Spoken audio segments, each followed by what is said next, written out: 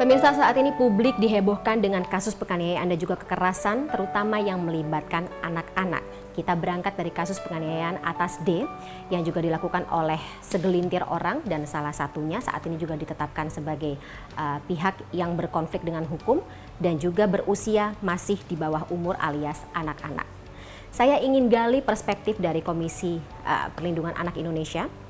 Bagaimana tidak hanya mengawal sampai dari proses hulu sampai juga dengan proses hilir terkait dengan bagaimana kita semuanya sama-sama juga harus melindungi hak dan kewajiban anak-anak walaupun mereka berkonflik dalam hukum.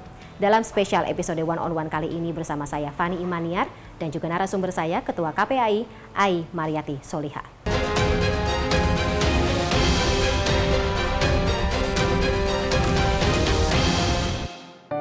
Assalamualaikum Ibu Ai, terima kasih sebelumnya atas waktunya sudah menerima kami dalam episode One on One kali ini. Mengingat saya tahu agenda Ibu sangat padat, kemudian juga Ibu masih harus mengurusi terkait dengan isu yang sedang beredar saat ini cukup viral dan juga masif menjadi sorotan publik dan masyarakat ya Bu ya, terkait dengan AG, kita sebut saja begitu ya Bu ya, AG kemudian juga korban D dalam kasus penganiayaan yang mengakibatkan D ini masih ada di ICU sampai dengan saat ini Bu ya.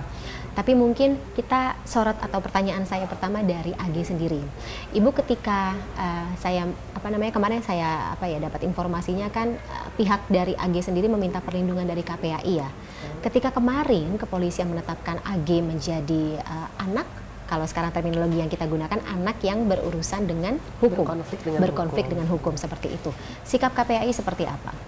Ya, tanggal 28 kami menerima pengaduan ya dari keluarga dan kuasa hukum AG, dan itu sudah kami lakukan koordinasi sebagai bahan pengawasan yang akan dilakukan. Selisih hari berikutnya 2 hari 3 hari itu sudah ada undangan rapat koordinasi di PMJ, karena awalnya kami bolak-balik ke Polres Jakarta Selatan ya.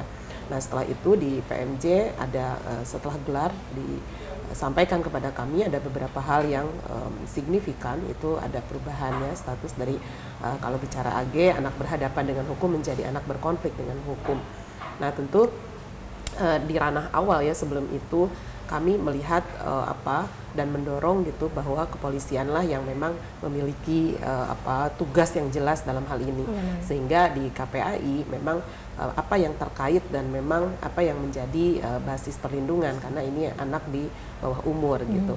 Nah bahan-bahan koordinasi kami saat menjadi saksi gitu ya, waktu sebelum ada panggilan dari PMJ itu lakukan koordinasi dengan LPSK, Lembaga Perlindungan Saksi dan Korban, yang jelas-jelas memang memiliki mandat atas perlindungan terhadap saksi gitu ya. Nah ini kemudian hari ini kita lihat menjadi anak berkonflik hukum, tentu memastikan langkah-langkah yang akan dilakukan setelah proses kepolisian ini yang disampaikan kemarin. Bagi kami anak berkonflik hukum itu memang harus dalam kerangka yang pasti ya, yaitu dalam Undang-Undang 35 2014 yaitu tentang perlindungan anak. Kemudian juga Undang-Undang 11 2012 tentang SPPA, Sistem Peradilan Pidana Anak. Nah ini yang akan kita pastikan supaya proses hukum yang berjalan itu sesuai dengan aspek-aspek yang memang sudah tercantum di dalam undang-undang. Gitu, Mbak. Dan aspek-aspek ini yang juga harus dipenuhi ketika AG sedang berproses dalam hukum seperti itu ya Bu ya.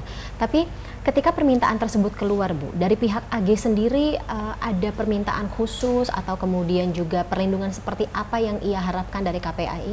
Ya, yang disampaikan kemarin ketika menjadi saksi itu situasi yang sudah betul-betul dia rasakan secara psikologis gitu ya AG, kemudian juga munculnya banyak pemberitaan, kemudian juga yang keluar dari konteks publik, bahkan ya gitu ya, yang dia rasakan itu sudah luar biasa sangat berpengaruh terhadap psikologis AG gitu.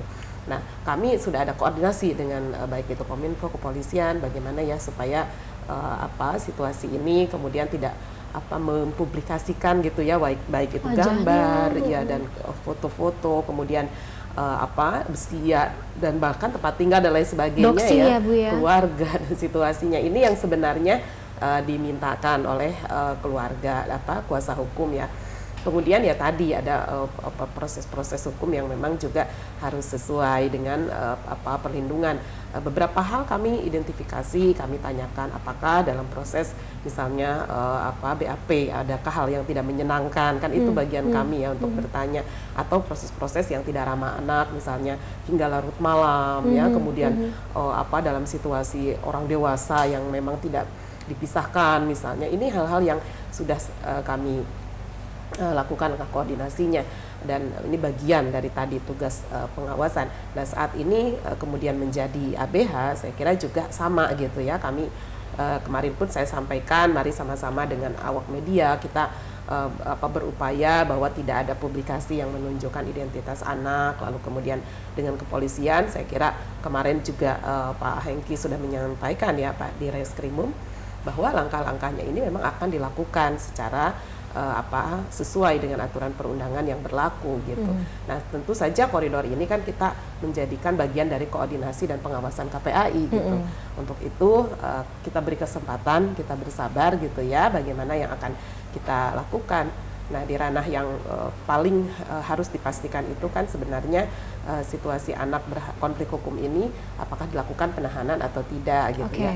Dan bahasa penahanan ini kan kalau mungkin masyarakat awam melihat harus dipenjara gitu ya, harus sama gitu dengan orang dewasa lainnya. Nah ini juga yang kami sampaikan kemarin di kepolisian bahwa terminologi LPKS, Lembaga Penyelenggaraan Kesejahteraan Sosial, tempat di mana anak dititipkan gitu ya, sementara dalam proses hukum itu juga jika anak tersebut melakukan misalnya tindakan-tindakan ada upaya menghilangkan alat bukti gitu ya, terus akan lari dari pemeriksaan, kemudian dia tidak kooperatif, kemudian tidak mendapat jaminan dari orang tua, bahkan mungkin akan berpotensi melakukan tindakan kriminal lagi atau residivis gitu. Itu juga ada asesmennya kan Ibu ya? Betul, jadi ini yang menjadi bagian edukasi kita gitu ya. Itu artinya kalaupun tidak dilakukan penahanan, ini tebang pilih atau apa, sama sekali tidak dalam konteks itu. Bahkan proses hukum atas peningkatan menjadi berkonflik ya, dari berhadapan dengan berkonflik, sebetulnya ini adalah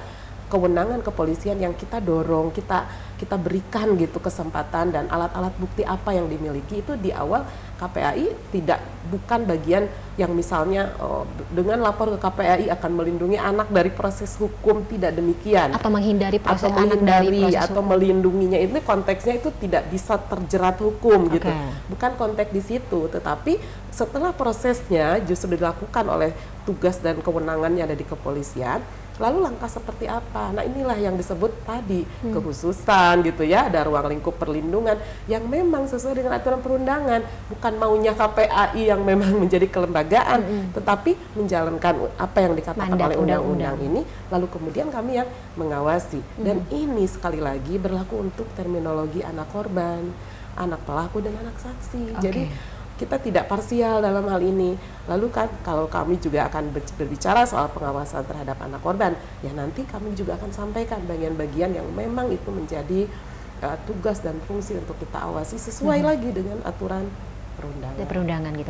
Sebelum saya masuk lebih dalam terkait dengan AG, kemudian juga D, pihak-pihak yang terlibat gitu dalam proses hukum yang sedang berjalan ini, Bu, saya penasaran terkait dengan terminologi yang digunakan saat ini gitu.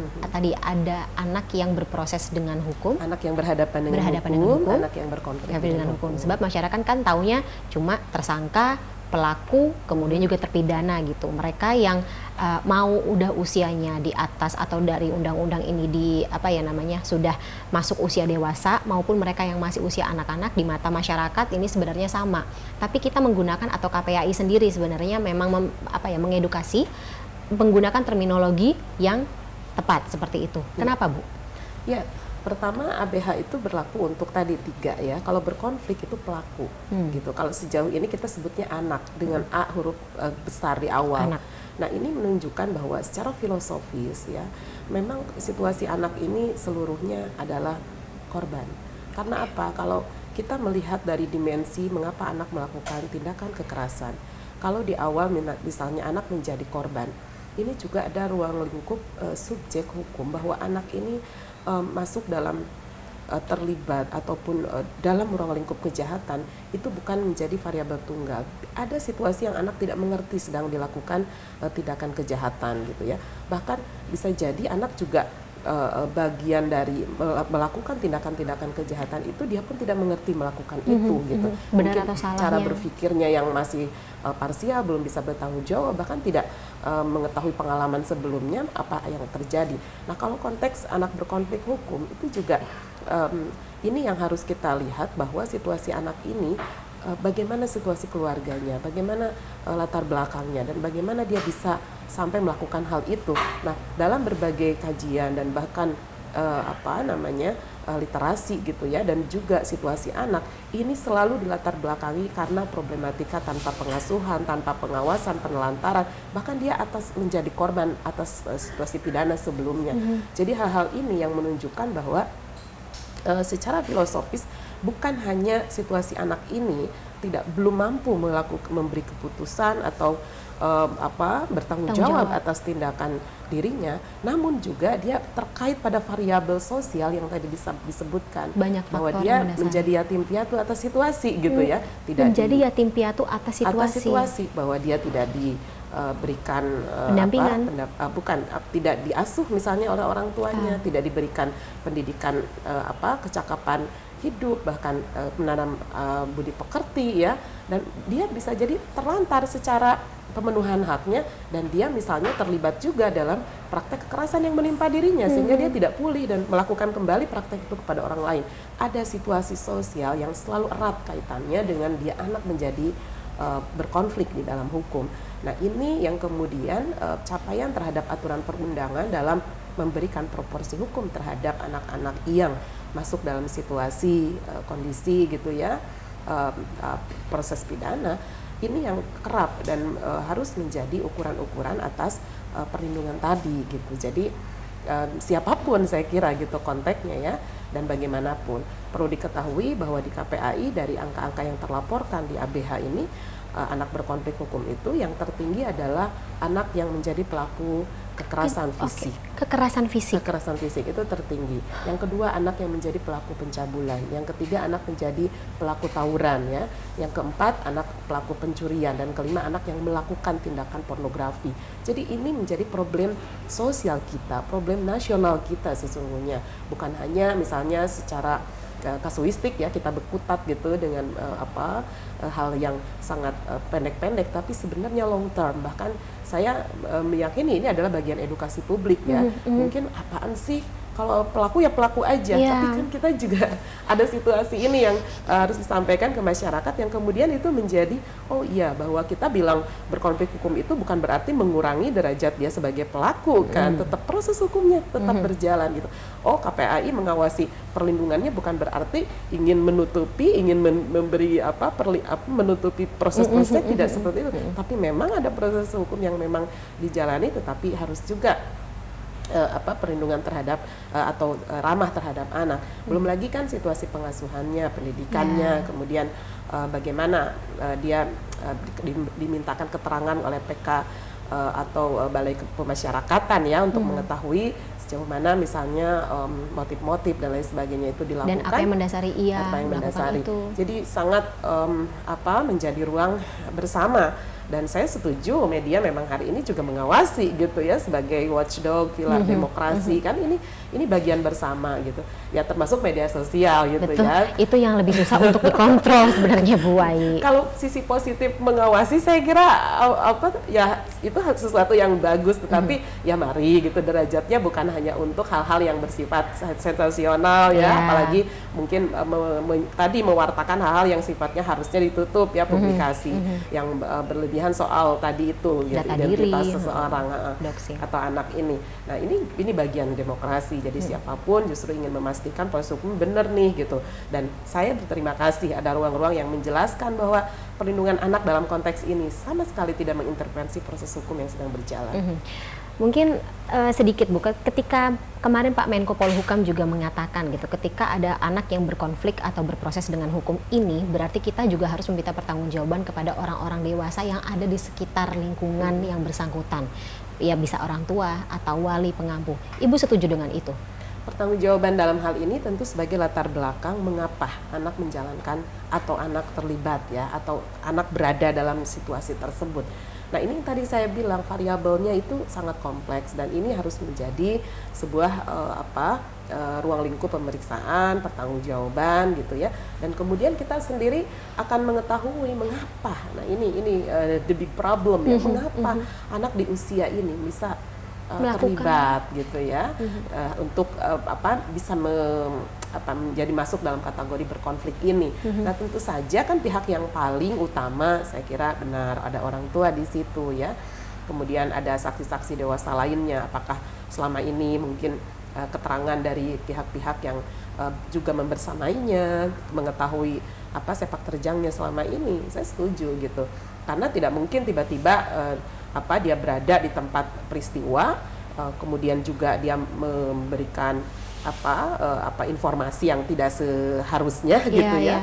Dan kemudian lain-lain, tentu materi itu kepolisian yang lebih tahu. Saya sendiri pun bukan bagian-bagian untuk mengetahui rekam jejak itu, tapi ya bagiannya adalah betul-betul memperlihatkan bagaimana aspek-aspek perlindungan ini tetap dijalankan dalam proses selanjutnya. Baik, Bu Ai, saya ingin menggali mengenai tadi KPAI, bagaimana mengawal, kemudian juga penasaran terkait dengan kondisi yang bersangkutan sendiri AG saat ini, terutama ketika kita melihat begitu masifnya pemberitaan dan tadi gitu banyak sekali hal yang keluar konteks dan juga masyarakat atau sorotan publik ini banyak yang keluar konteks begitu. Tapi kita gali di segmen berikutnya ya Bu ya.